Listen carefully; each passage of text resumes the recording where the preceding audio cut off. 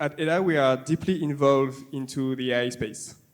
We work with over 150 firms, investment firms, across 40 countries. And as AI company supporting those who invest in AI, this topic is incredibly important to us. Artificial intelligence is revolutionizing industries worldwide, much like computing did in early days. AI is even being recognized as the highest level of academia, with the Nobel Prize in Chemistry recently awarded to Demis Hassabis and John Jumper for their AI-based work on prediction protein structures. AI is evolving so quickly that many experts predict that it will soon outperform 90% of humans in creative fields such as writing, filmmaking, and music, domains traditionally dominated by human creativity.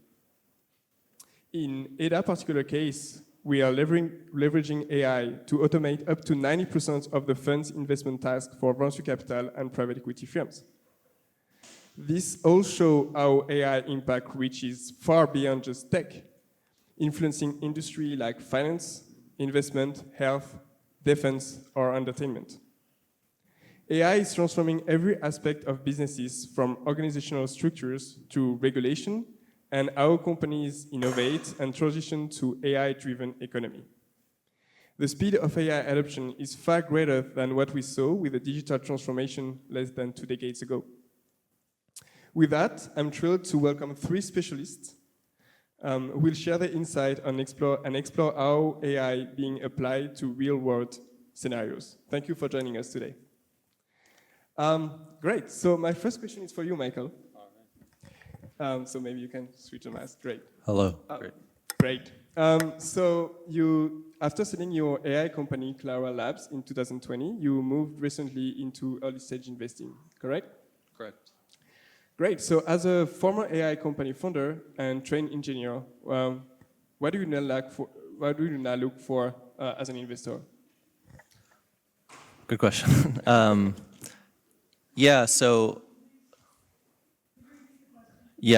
Sorry. So as you know, Michael just moved from company founders to investors.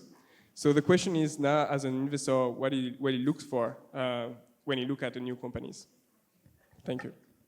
Yeah, and with respect, I'm not an AI investor in particular, though I have a background in it and sort of invest quite broadly and very early stage. So usually people like just leaving their jobs, starting something new, and I've invested in like 60 companies over the past, call it 20 to 22 months.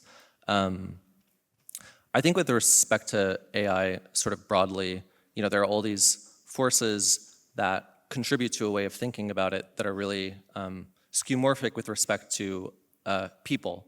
And so like you look at the Turing test, which in its structure was a kind of, the measure of success was like imitation of people. You look at how like various kinds of economists will forecast the impact of AI on society, and it's all sort of this mental model of labor automation, what percentage of jobs are affected, and there are all these kind of structural, a lot of founders will also pitch their companies as like, there's this sort of workflow in this industry, and we can it's good, but and we can impact it by this percentage, and therefore our market size is X, Y, Z, and it's this kind of very structured math. But it's what it is to me. It's a kind of like skeuomorphic in the sense that people are thinking about the new medium, which is machine intelligence, in the framing of human intelligence, and I think that lends itself to people thinking about a lot of very similar kinds of ideas of how to apply the technology. And so to answer your question, I think for me, one of the things that I really get excited about with people working on new AI companies are, perhaps the guiding question for me is like, what is something you would have never asked a person to do? And the reason for that kind of structurally is if you make something new that a human could never do before, sort of implicitly your potential customer base is everybody or every company, or it's like much larger. It's kind of like this category creation type phenomena. And so Yeah, I think I think also like a lot of the currently successful AI companies were founded, 3, 4, 5 years ago, and so a lot of my current thinking about this question is, more about what will be successful in like 3, 4, 5 years from now. So that's my answer. Yeah, thank you very much. Maybe my next question is for you, Iain. So I'm sorry, we changed a lot of we have some changes last minute for the panel. So you're working at Faculty, which is an AI consulting firm helping companies to, let's say, move into the AI economy. So what do you think are the biggest challenges for traditional companies to try to adopt AI, if they need to adopt AI? So. Yeah, sure. So just to clarify, as Clément was saying, we've had some changes. So it was due to be my CEO, Mark Warner, on the panel today, but unfortunately he's unwell, so I'm stepping in for him. I'm Director of AI Safety at Faculty. And as Clément says, we're an applied AI company, so we're seeking to help companies make real-world application and derive real-world impact from AI now. So your question about how traditional companies or established companies can address AI and seek to leverage that potential within it. I think the response I would give is that you have to start with the use case, and we see that predominantly around the decision that you want the AI to accelerate or to optimize, or sometimes to take over entirely from the human. I think I'm relieved that I looked up skeuomorphic a few months back. No, not at all. So I think that we're looking nearer term at those points where the AI can sit as part of a human-machine team and can flex across that spectrum. So the AI can take on responsibility from the human, but the human retains oversight for higher risks, use cases, those sorts of things as necessary. So perhaps looking more in terms of the types of activities your human is currently undertaking, rather than the sort of timeframe that you're looking at, I think. But beginning from that use case, and then the decision and the data that goes into that decision, the outputs that are required, the governance, the oversight, that is the work that I think is needed to be able to leverage AI now. That doesn't equate to slapping a chatbot on top of something. And also, one of the benefits of generative AI is that it's I think, short-circuited much of the work that people would previously have thought was necessary for this, in terms of data structuring and getting your data catalog in a particular format. The benefit of foundation models is that they can do a lot of that for you. Now, it depends on the data type, but the range of modalities is increasing and the capability is increasing there. So I think that really opens up new potential use cases and allows companies who may have felt that this was just too challenging to get on top of, to explore those use cases at an earlier point now. Thank you very much. Just before my question for you, Antoine, I need to jump on this topic very quickly, because this is something that we're working on as well. Is actually in a lot of venture capital firms, you drive a lot of data, right? So there is a lot of different documents, legal documents, pitch deck, cap tables, and usually there is a lot of very talented people who are hired to actually spend a lot of time to just entering manually all the data from those documents into softwares and CRM. So they're just wasting a lot of time for that, and I think that's the first step for AI. It will be to use machine to actually not taking decisions and not making deep analysis, but just really to take the data and to structure and import everything from other devices and other type of documents we have. So I definitely agree on that, and I think that's a good first steps. Antoine, it's for you now. So you're partner at Lightspeed Venture, and you're also known as one of the first investors at Mistral. So a French guy investing in French companies. Can't complain on that. Just to dig into my first question for you, it would be how to see your portfolio companies leveraging AI. So of course there is companies that are only based on AI, purely AI, but there is also some other companies in your portfolio, I'm sure, that are now using AI in practical ways. So I'd love to hear your thought on that. Yeah, sure. Thanks for having us. So our perspective, so Lightspeed is a generalist venture firm, and so what that means is that there's a bunch of companies that we've invested that are across life sciences, financial services, traditional SaaS, security products, what have you. And as you rightfully point out, and you touched on this as well before, AI is just an enabler of a variety of use cases. And when we make investments into businesses today, part of the conversations that we have is there a line of sight for that business to become enabled by AI and really have this kind of flywheel of data, whether it's a specific data moat that they're able to build. We're paying attention to this. What this means is that our historical portfolio, which wasn't AI native, if you will, has to think about those considerations. And I think like incumbents in a certain sense, there's a conversation which is how can we embed AI in a way that benefits our business? So we're supporting them on this. And I think that not every business will necessarily need to focus on this to the extent that others will need to. And then there's this question of the new investments that we make, how we think about it in the context of AI being more ubiquitous than it's ever been. And here, a lot of the conversations we have with founders is when you think about AI and you have those 3 to 5 years, maybe even 10 years conversations around what it will look like tomorrow, is AI going to be an enabler of your business, or is it something that might, make you more commoditized?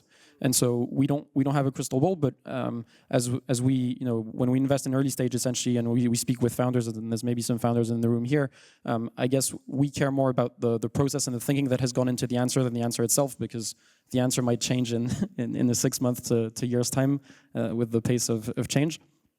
But that's the type of things that we pay attention to. And maybe to give one recent example, because they were just having a keynote 2 hours ago, so it's top of mind. But there's a business that we backed recently, which wasn't backed on an AI thesis per se. It was, so it's a business that's called the Mobile First Company, which, as its name betrays, has as core ethos the idea of building apps that are mobile first. And one of the apps that they've released that has gotten strong product market fit is an AI voicemail for any type of worker that's on the go and is getting a bunch of emails. So if you're a real estate agent, for instance, you're getting constantly bombarded with emails, with voice calls, sorry. And the idea there is just to totally abstract those voice calls and be able to handle them. And there's one piece which is about a workflow automation play of just being able to take that voice intake and then funnel it into a product. But that is just an example in a sea of others of companies that we didn't necessarily think had an AI play, but that are getting accelerated traction through the products that they distribute that are enabled and powered by AI. Wow, very, very interesting. Thank you. Thank you for sharing that. Michael, my next question is for you, and it's how do you identify companies and company ideas that will bring great future returns?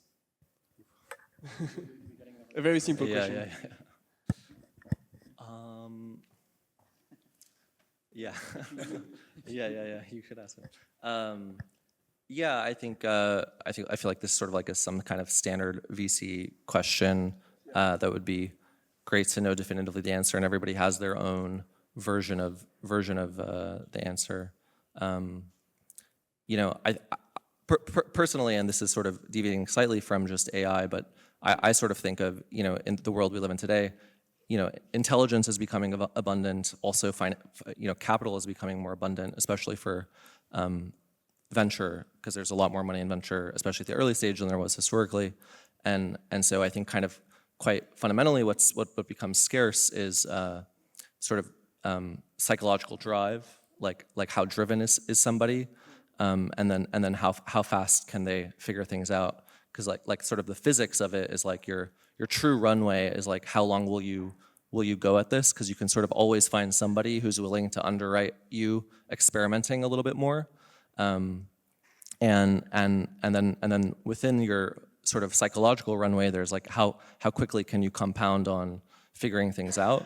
And so for me, the way that I think about sort of underwriting, especially founders that are just starting out, is can I determine how driven they are, and then can I determine how quickly they're likely to figure things out, sort of independent of whatever it is that they're doing. Over the last 2.5 years, many such people are trying to start companies with AI or using it in some capacity. But I think especially given how quickly those things are, the space is changing, you kind of have to ground your reasoning in something else. at least at the stage that I invest in. For people who invest once businesses are more mature and are making tens, hundreds, millions in revenue, they have other concerns on top of that. Yeah. Antoine, if you want to share your thought as well, that would be great. Yeah, sure. I very much echo what you're saying on the early stage side. I think it's just about the ability to learn and iterate quickly. So the analogy I give is it's a bit like shots at goal. When you raise a certain amount of capital, you get a certain amount of shots at goal. And usually what you'll do is that you hope that, people talk about it in terms of runway, saying, hey, I'll go for 18 or 24 months of runway. But at the end of the day, if, for example, you're going to need a good place to talk about this here, given the previous conversations, if you're doing an R&D play and you're going for an 18, 24 months of runway and you don't quantify how many shots at goal you get, you might not even get the chance to have a single shot at goal. And the way we think about our investments is really just what amount of capital do you need to execute on the strategy that you're hoping to execute on? And hoping is important here because, of course, it's informed intuitions when you're doing pre-seed and seed investing. But that's really what matters for us. And then maybe to comment on the later stages when businesses are more developed, there it's a proven ability to execute on a playbook and creating a repeatable motion. And that works for expanding a product category, that works for internationalization, also being able to replicate your ability to hire and have great folks around you. As a founder, the main things that we underwrite is one's ability to sell. And for technical founders, it's sometimes a bit hard to hear, but it's selling the vision to employees, it's selling to partners, it's selling the vision to investors. And that's what matters a lot in that journey as an entrepreneur when going down the venture capital route. But I'd argue that it's just the case as well without venture capital too. Yeah, it's very true. Being CEO is mostly making sales, actually, at the end of the day. Wonderful. Iain, so since Faculty was founded in 2014, I think, so 10 years ago now. So you navigate across like two different, let's say, wave of AI. So the first one in 2015, 2016 with the, for example, if you think about the AlphaGo moment. Yeah, I'm a huge fan of DeepMind, sorry. And now you're going into like a second period with this new very big wave. So how was to progress into those different waves, and how it changed your business across the last 10 years, how it changed? Yeah, it's a great question. So Mark would have a longer term perspective on that. So unfortunately, I can't give you the viewpoint from the very early days. But Faculty started out as essentially a skills development accelerator. So Mark and his two co-founders set the company up to provide a route for graduating doctoral students into careers in data science and AI. There wasn't anything quite like it at the time, and it was based on a model that would essentially give structured training, like classroom-based courses, to people, followed by a placement with a client who had a data problem that they wanted to solve. After that, the data scientist was essentially a free agent in the job market. But obviously what you find is that a bunch of them quite like Faculty, quite like the project-based type of working, so they want to stick around. And a bunch of the clients don't necessarily want to invest in a resource full-time, but they may want someone else in 6 months' time, and you end up fairly naturally with a consulting business. So I would say that the growth and sort of the iteration of that was the story of the company's first 5 years or so. I think three things sort of catapulted us into a new phase. Firstly, COVID came along, which really changed the situation, particularly with UK government, where it was prepared to try things with data that it hadn't necessarily been prepared to do before. So bringing together different sorts of data to look at things like COVID's hotspot prediction, that allowed us to do things that we may have struggled to do previously with government, and really accelerated the ability to demonstrate the value of this and to exploit it, particularly with UK public sector, which at that point was our largest area of business. Secondly, I would say that the productization of some of the types of problems, the solution to some of the types of problems that we were encountering, by that point we'd seen enough of these types of issues, particularly around things like supply chain, decision explainability, to be able to productize a solution there. And that's been a core focus of the company for the past couple of years, developing our product called Frontier. which was named soon before the advent of frontier models and the terminology there.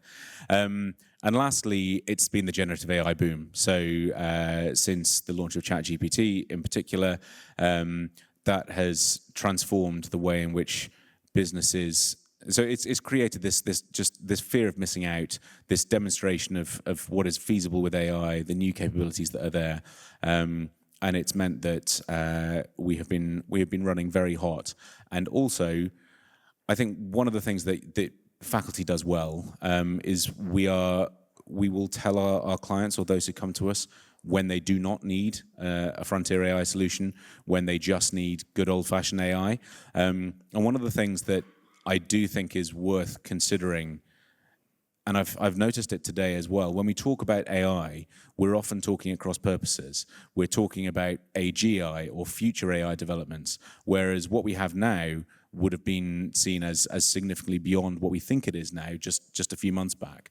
And so when I look at things like the management of risk within AI solutions, I think that shifting baseline really exposes us, because we are constantly trying to catch up and sort of be ready for the next development that we see coming down the line without having implemented systems that deal with the risks or the processes that we need for the systems that we've built already.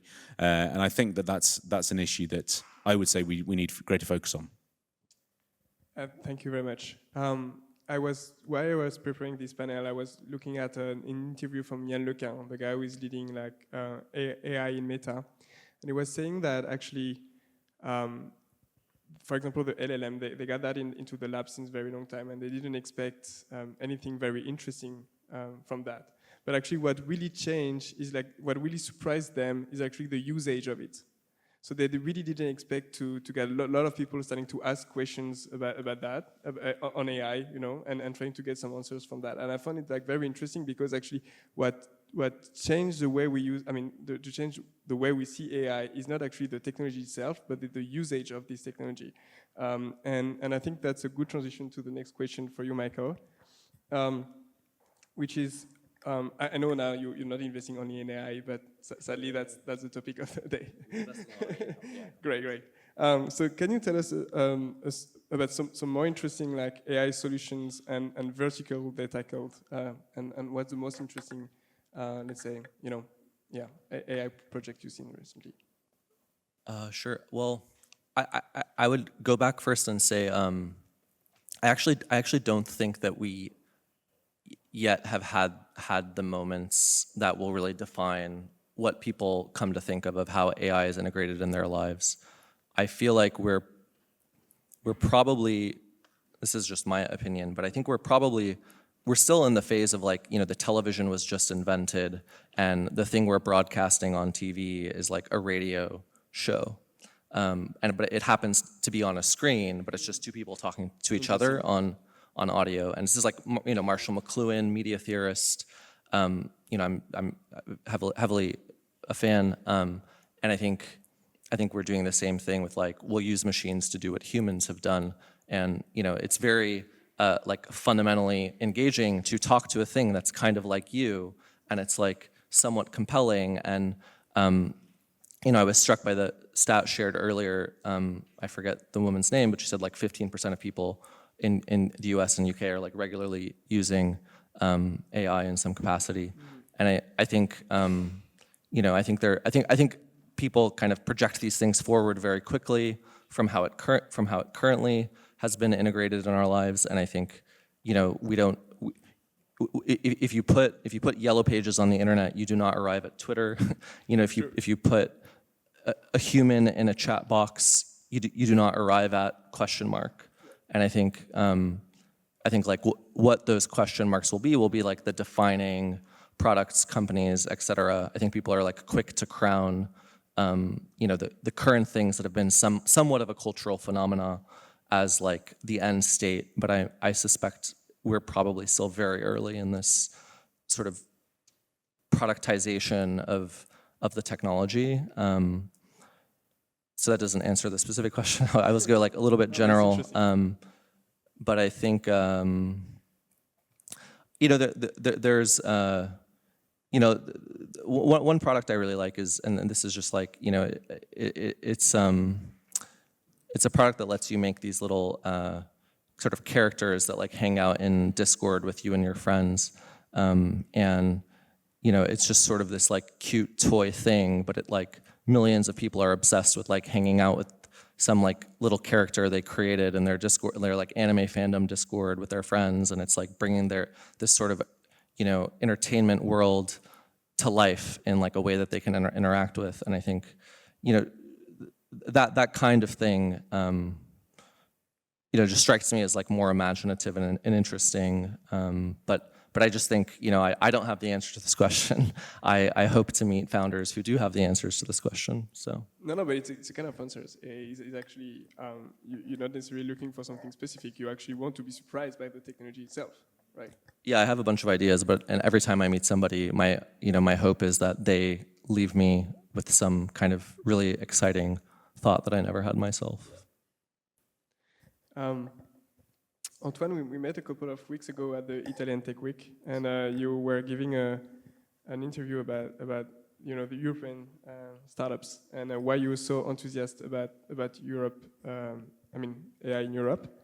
So yeah, I mean, especially because Lightspeed is actually US fund based, right? So based in California. So I would love to hear a bit more why you think that AI will be. I mean, Europe is such a great place for AI.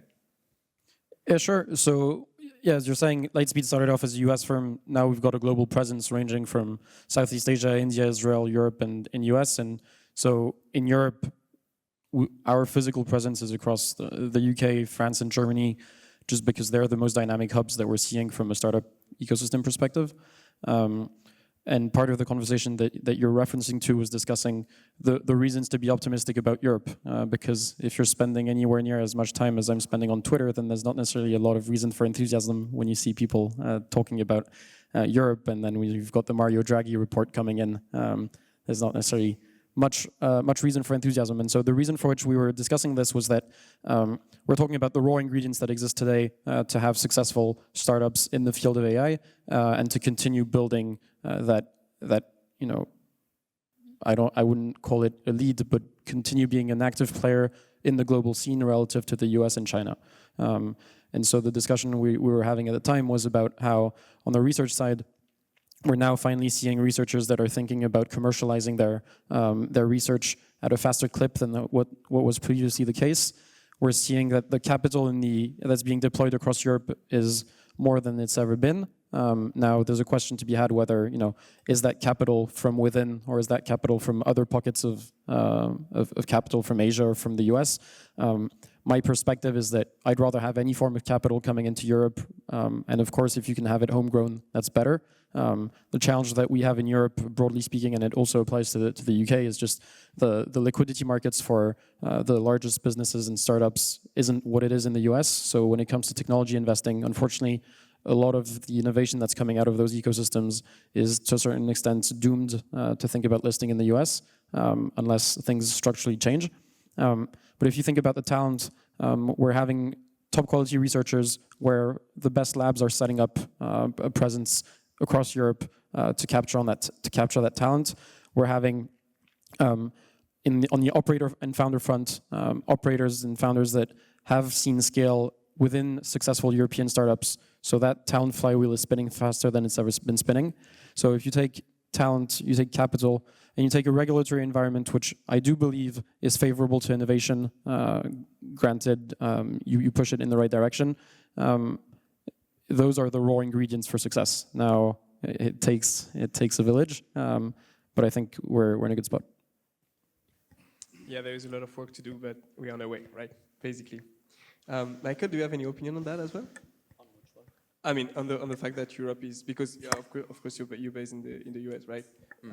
You're coming directly from San Francisco, if I'm correct. Yes. So yes. And you're here today. Right? Yes. So fair, you fair, probably fair. got an opinion on Europe. Great. Yeah, I don't have a comprehensive opinion. I've met very interesting and talented people. I've invested in 2 companies based out of London, and so I think you know, I think the downside of being sort of, I've lived in San Francisco for the last 10 years. is, there's a tremendous amount of kind of everybody thinking about the same things. I think the two companies that I've invested in here in London are extremely weird companies, and I think there's probably some reason they're living elsewhere and able to come up with kind of quite divergent ideas. What do you mean by weird?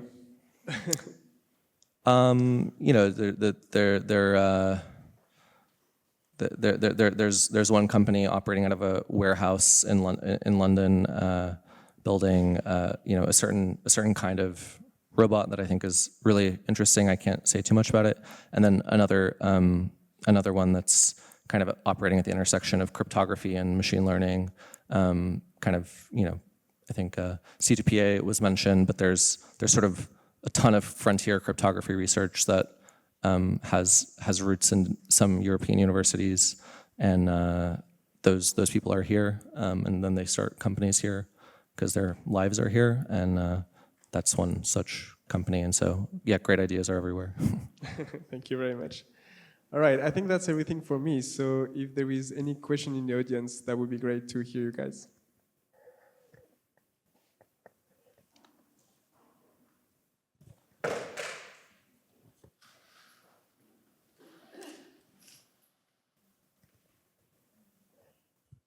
Hi, Antoine, this is for you. I'm a partner at Flourish Ventures. We're a global fintech fund.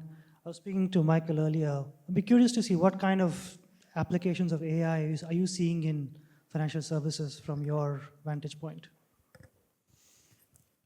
So it's interesting that you're framing it through the fintech angle. I'd say that across the service, like across the different industries, I'd argue that fintech has been a bit slower to embed AI applications the way we define them in the current conference. So Gen AI applications into their businesses. I think part of the reason for this is that, ironically enough, they're the ones that were probably the most ahead of things in terms of machine learning architecture. And so there's a lot of things today that are done very well by great algorithms that do the work. Just without going into too much detail, you think about gradient boosted trees, XGV, scikit-learn. The question is, how much more optimization do you need on some of those scoring algorithms, for instance? And is Gen AI a gateway to having better performance on those algorithms? I don't know. I think the jury is still out there. And also, there's the question of compliance, which ties a bit into the security conversations that you were touching on, Iain. I think that in the fintech applications that we've been seeing with Gen AI, it's been a lot around chatbot applications more than anything. I've seen some people think about using modeling, so trying to think risk modeling through the lens of Gen AI. I don't think it's a trivial problem to solve. I'd say that there's a bunch of smart people that are thinking about different applications, but in the grand scheme of the generalist topics that we can cover beyond fintech, there's been less adoption because of that risk component where people are a bit more wary. The most tech-forward organizations in financial services have strong teams internally and may have been developing their own services, not so much going towards the startup ecosystems that are more my bubble. And then the piece around disseminating technology in a place that already has strong technology that solves a lot of their problems. But maybe, Iain, you've got some thoughts on that? I don't know. Not a huge amount. I think that's an excellent answer. Yeah, I think that's exactly right. The one area where I would add is that I think we are seeing some interest within financial services and insurance firms in particular about exploring AI-enabled crime and the risk there. So not necessarily using it for leveraging new opportunities or benefits, but trying to understand what new risk this exposes them to. It just makes me think about one thought. We held a conference with Lightspeed in London with a bunch of CISOs, and most of them were coming from the financial services industry. And the conversation we were having is, what's more appealing to you as CISOs, security for AI or AI for security? And the conversation that we were having was clearly AI for security. So optimizing the current security processes, being able to parse logs more efficiently, rather than having something around the risk area of Gen AI, because most of them were effectively saying, look, we hear the current worries and risks that exist today with Gen AI. We as companies are just not really exposed to them yet, so we're paying attention to it, but we're not investing actively in those categories because right now it might come down the line in a year's time, but it's not the main focus area. I would add one thing to that question, which is I think broadly in industries that are more regulated, and this is where I'll kind of deviate from the points I was making earlier about like not automating human work, but in industries that are more regulated, you have, you typically you'll have like a software provider who's like core, but has a kind of monopoly and doesn't play friendly and open an API. So this like in healthcare would be someone like Epic, or you have in regulated industries like all this sort of government mandated process that you have to do for any particular workflow. And so what that adds up to is like really complicated, bespoke, old processes at like the core of the functions of these businesses. And I think there are a number of companies that are growing exceptionally quickly that are kind of building like sort of like the next version of like what UiPath was, but built on top of more advanced AI technology that's a lot more robust. And I think the opportunity to kind of like make those organizations exceptionally more efficient is bearing out like right now today in practice very quickly. I think financial services, insurance, healthcare, I think that's kind of an interesting. I guess you probably know a little bit about that too. Thank you very much. Thank you. Yeah, I'd love to hear the question from the audience as well. I think there is always great questions coming from. I can. Okay, cool. Okay. Thanks very much. I'm Fiona Dent. I'm a general partner at a boutique venture fund. We invest in creative tech, ed tech, and deep tech. And I'm a part-time PhD student looking at the whole LLM and Gen AI space. So part of what I do is invest in deep tech and sit on the board of a synthetic data company. And it's a constant challenge thinking, what is actually going to land for the future? What bets do we place? And I loved your analogy of you can't put yellow pages on the internet and get Twitter. So how is it you guys gain conviction about what you're really going to back? And how do you imagine the future and kind of challenge yourselves to get conviction? Really fascinated to hear your thoughts. I can start. I'll give you two examples, and that'll be some probably cognitive dissonance that's enough for tonight. Actually, they're not that far apart. One piece I'll just say, and it sounds very very simple, but it's just founders. So for us, at the end of the day, the reality, especially in AI, the pace at which things are changing is. Yes, when we're investing in early stage with founders, of course, we're backing an idea and the informed intuitions that I was referring to. But at the end of the day, there's a bunch of very, very successful businesses that have pivoted over time and struck gold by pivoting. So what we care about is more the flexibility that the founders have in testing the market. Again, the shots at goal analogy. If they shoot 4 times at goal and it doesn't strike anything, then perhaps there's a conversation to be had around what to pivot into. And then I'll give a practical example with the Mistral folks, for instance, where we had more of a thesis there. So I think there's one piece which is just meeting great founders and then supporting them on their exploratory path, and then maybe more of a structured approach. So at Lightspeed, we had invested in stability AI and image modalities prior to exploring text modalities. And when we explored text modalities, we basically had a squad, a team of folks across India, Israel, Europe, and the US to assess all the opportunities we're seeing. And here, we're in Oxford. There's a bunch of fantastic NLP professionals. One of the challenges that we had, but that also led us to the Mistral team, is that there's tons of fantastic researchers, but that didn't necessarily have the line of sight of commercial and putting things into production. And in the context of Mistral, essentially, and it might surprise some people because I think that people like to take the shortcut of saying, oh, Mistral is a European OpenAI.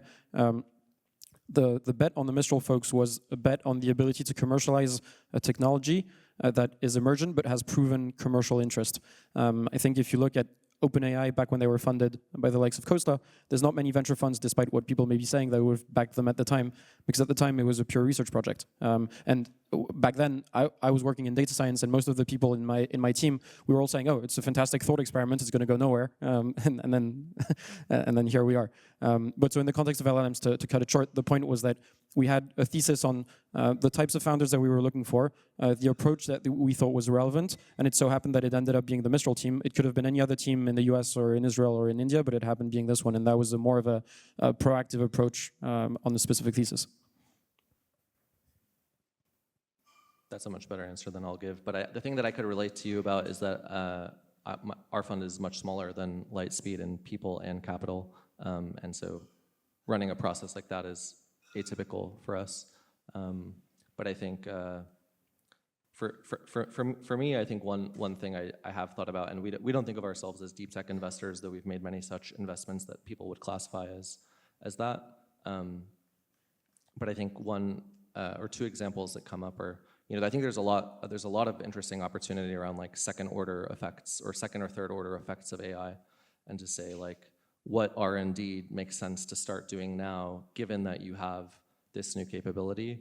I think one example from last year, there was a paper that came out called MindEye. I'm sure maybe some people are familiar with it, where they took fMRI data and sort of recreated, or someone was under an fMRI, they would show them an image, and then they trained a model to sort of regenerate the image that was the person was looking at under the fMRI. And fMRI is a imaging modality that's about sub-centimeter resolution, sort of imaging blood flow through your brain. And the current consensus view in neurotech is you need to go invasive to get interesting, stuff out of the brain, sensing-wise, Neuralink, et cetera. There's a number of companies doing R&D in that direction. I think that paper kind of points in the direction that there may be non-invasive modalities that can achieve something closer to fMRI that now make a lot more sense to do a lot of R&D on.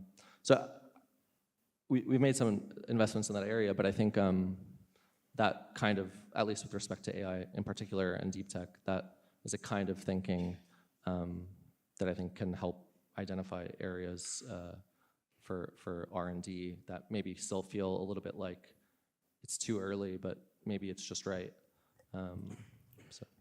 Maybe on that note, because we are a larger fund, I can comment on also that J-curve of investments in deep tech is really tough. I mean, there's one of the challenges with deep tech by design is that it's research that's about to be commercialized, and then the goalposts of that horizon can move very dramatically.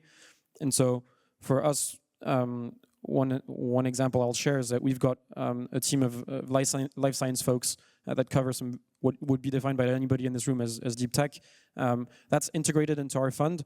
Usually what will happen, and you may know this with the fund that you work for, it'll be split because the LPs will have a different appreciation for those longer time horizons. We found a way to make it work, but it's in part because of the scale of our platform that allows us to do this. So in the same way that we're able to take risks on Mistral with the check sizes that go with it, smaller platforms aren't able to do this just in terms of percentage of exposure to the fund relative to the bet that is being made. That makes sense. Yeah. Let me move. Thanks, Clément.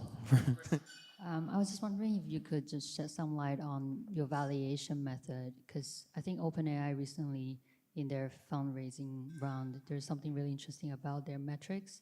They're like, if you look at EBITDA, stripping out all the training costs, we're going to be positive. So I'm just kind of curious, is your valuation methodology different in this space compared to other VC areas? Thank you. I love this topic. So essentially, I'll give you two points. The first one is that I think when people are underwriting foundation models generally, and OpenAI is in that bucket,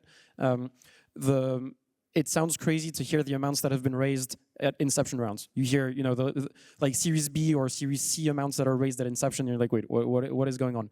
First thing is just the framing of it, is that the lower bound of what people are raising for is their ability to execute on the plan. So in the context of foundation models, you're not going to raise 10 million to build a state-of-the-art foundation model that competes with the other platforms globally. So that just your lower bound is already how much capital do you need to do something that's competitive, which totally changes the appreciation of how much you should be raising. And then the higher bound, which is closer to what you're discussing, the way I think about it, and then So Lightspeed is a big platform, but I sit on the early stage investment side of that team, so I'll share my intuitions on it. Is think that when growth investors underwrite those types of bets, the thinking that they have is to say, this is one of the first technologies where we're seeing a credible path, and then the credible path is very debatable, but people believe that is the case, a credible path to automating a significant part of white-collar work. And if you see a path to automating white-collar work and you translate this in terms of bips of GDP, then the amount of money that stands to be made thanks to foundation models that are able, and it's a big if, to productize their foundation models and distribute them in such a way that is successful is probably one of the largest businesses out there to be built. And then the question is, in the underwriting, what is the percentage chance of success that you attribute to this specific company that you're investing in to succeed? That I don't think I'm the right one to comment, but that's one way of reading it, in my opinion. I think that was a great answer. And maybe just on the public market side, the some crossover funds that invest in public markets and private markets. One analogy that the folks at Altimeter was sharing, which I don't necessarily share, but I think is an interesting thought, is to say if you take the valuation that OpenAI is at today, it's analogous to when Google IPO'd. And what the parallel he was drawing was that if you take the multiple on the revenues relative to the valuation at the time, it's not that crazy of a valuation. That being said, and that's the reason for which I slightly disagree, or at least I think it's you can challenge that thought, is that the margin profiles, and back to your EBITDA point, was wildly different for Google than it is for OpenAI. Yeah. And I think there is something similar with NVIDIA also, right? So even if NVIDIA is in the public market right now, I think the valuation is 57 times the revenue, which is a very big gap, right? But the thing is the potential is so high that it actually makes sense, right? Great. The difference being the profitability of NVIDIA relative to OpenAI, though. But it's also very big, yeah. Very true. Yeah. Thank you. I'm a researcher on model acceleration, means making the large language model running very fast during the training or during the inference. From the perspective investor, what do you think this research direction? Do you think it has a lot of impact? Thank you. Yeah, so I mean, I think right now there's actually a lot of people that are actively thinking about investing in the category, because if I pitch it in the business context, I'd say that last year a lot of the corporates were doing this, and you can comment on this better than I can, but a lot of the companies were doing their soul searching exercise of defining what are the use cases that we care about. And this year has been more about POCs and putting things into production. And people realized that, hey, okay, we took the best models, it's great, but then the cost of serving them and the implementation of them is actually tougher than we initially anticipated. And so now a lot of the attention is being placed on inference, because it's just about serving the models in the most efficient way. And I think that, that's just a hazard, but if you look at the latest models that came out, you had Google with the Gemma 2B and 9B models. You had Mistral yesterday that released a new class of smaller models as well. I think there's a lot of focus on efficiency right now. And my arguments in terms of optimizations for the transformer architecture is that when you think about the work on the transformer architecture being done over the past few years, my sentiment is that today we're at the top of the S curve in terms of technology, where people are trying to push the optimization of the transformer architecture rather than getting 100x improvements, but rather saying, hey, how can we optimize parts of the chain? And so right now, a lot of the focus, and O1 from OpenAI is a good example of this, is like this new narrative around test time compute, which is effectively thinking about how you think more smartly about inference time compute. And so I definitely think it's an interesting area to work on. I think there's also on the hardware side a lot of thinking to be done about what are the best chips to run inference workloads. Because today, a lot of the discussions, and we talked about NVIDIA, are around pre-training and the capabilities of co-locating clusters. For inference, it can be much more distributed. So there's interesting things there as well to explore.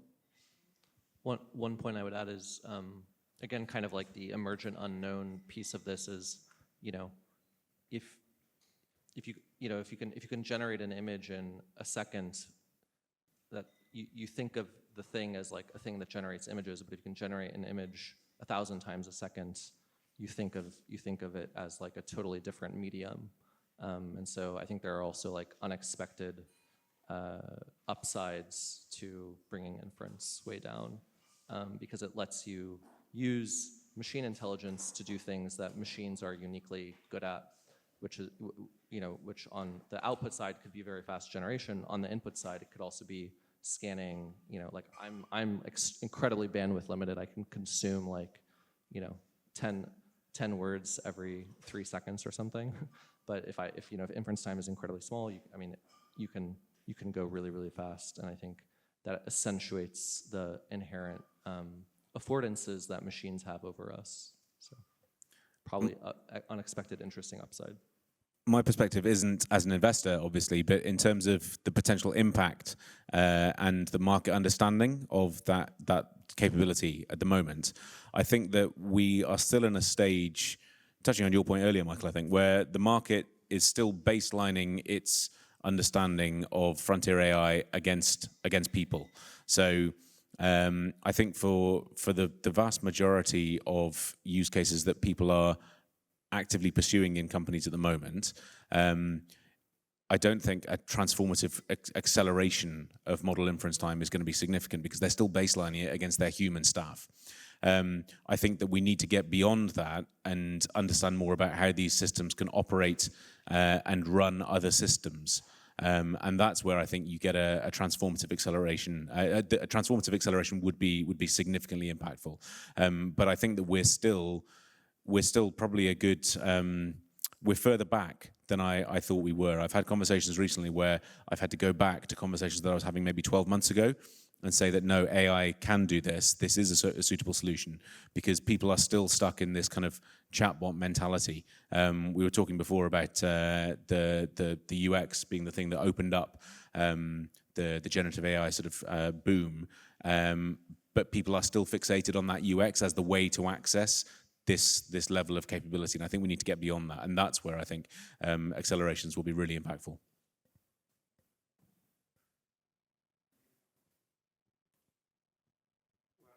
I think we have time for one last question, if there is one more. No more questions. Okay, great. So I think we're done for today. Thank you very much. Thank you.